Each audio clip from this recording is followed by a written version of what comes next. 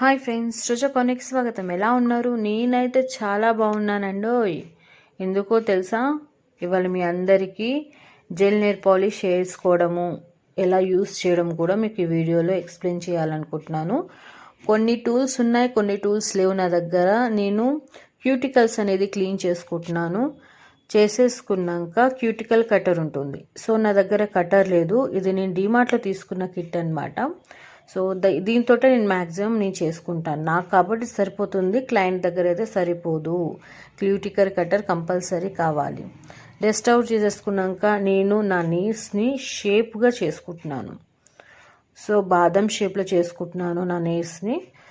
చాలా చిన్నగా ఉన్నాయి నెయిల్స్, ఎందుకంటే నేను బయటకు వెళ్తున్నాను. అలానే నెయిల్ పాలిష్ పెట్టుకుంటున్నాను కదా, మీకు కూడా ఒకసారి చూద్దామని నేను వీడియో తీయాల్సి వస్తుంది. సో నా వీడియోస్ కానీ మీకు నచ్చుంటే లైక్ అండ్ సబ్స్క్రైబ్ మాత్రం చేయడం మర్చిపోకండి. తర్వాత నేను ఏం చేశాను, టాప్ కోట్, బేస్ కోట్ తీసుకున్నాను. ఇవి రెండు ఇంపార్టెంట్ అండి జెల్ నెయిల్ పాలిష్కి. నేను టాప్ కోట్ వేసుకోలేదు, బేస్ కోట్ వేసుకుంటున్నాను, చూసారా.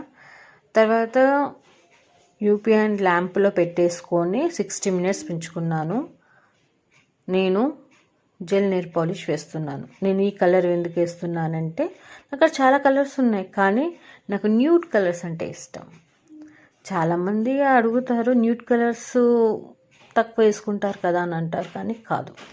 తర్వాత యూపీఎం ల్యాంప్లో పెట్టుకొని 60 minutes పెట్టేసి తర్వాత టాప్ కోట్ వేస్తున్నాను.